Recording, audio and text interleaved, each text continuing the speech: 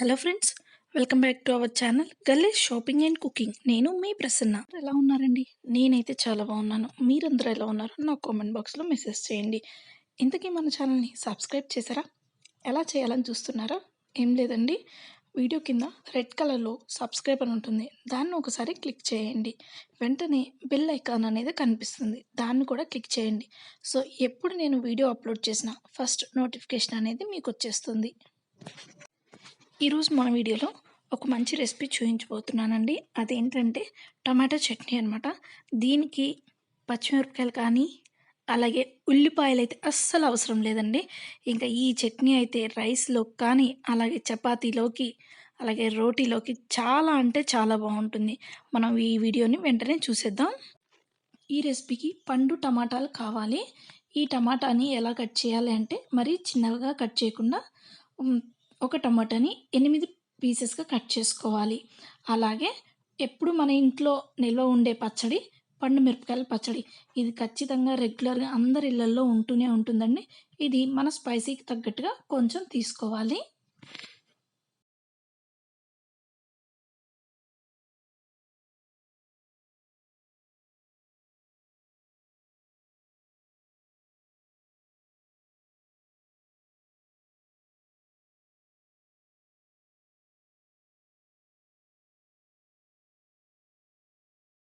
హ్యాపీగా ఇంట్లో ఏమీ లేనప్పుడు ఈ చట్నీ చేసుకుంటే చాలా బాగుంటుంది. ఎక్కువగా ఇప్పుడు ఆనియన్స్ ప్రైస్ ఎక్కువైపోయింది కాబట్టి మనం ఆనియన్స్ లేకుండా ఏ కూర చేసుకుందామా, ఎలాంటి చట్నీ చేసుకుందామని చూస్తూ ఉంటాము. సో ఈ చట్నీ అయితే చాలా బాగుంటుంది.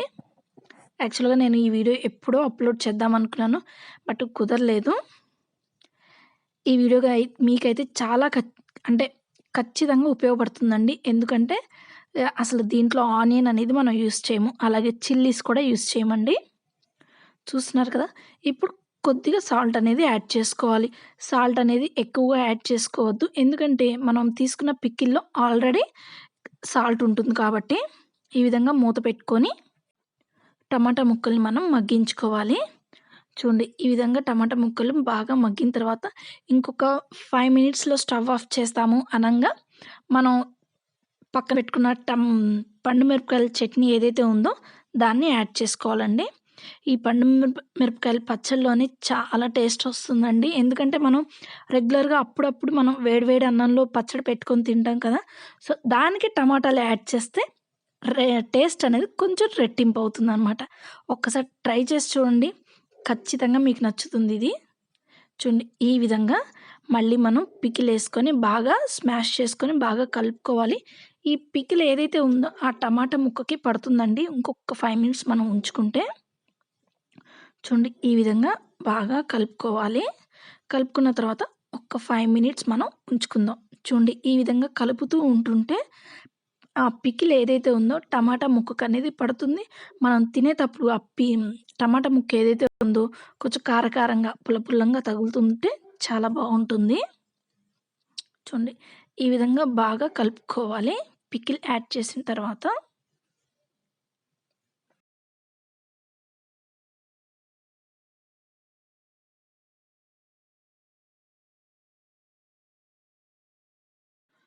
మూత పెట్టేసుకొని ఒక 2-3 మినిట్స్ వరకు మనం దాన్ని కుక్ చేసుకుందాం. చూడండి, ఈ విధంగా రెడీ అయిపోయిందండి.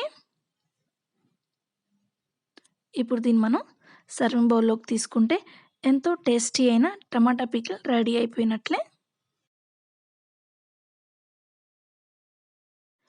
నాకైతే లిటిల్ బిట్ కన్‌ఫ్యూజన్ కూడా ఉందండి. దీన్ని మనం మిక్సీలో ఎయట్లేదు కాబట్టి పికిల్ అనాలా, కూర అనాలా కూడా నాకు అర్థం కాలేదు. మీరే దాన్ని కామెంట్ బాక్స్‌లో మెసేజ్ చేయండి.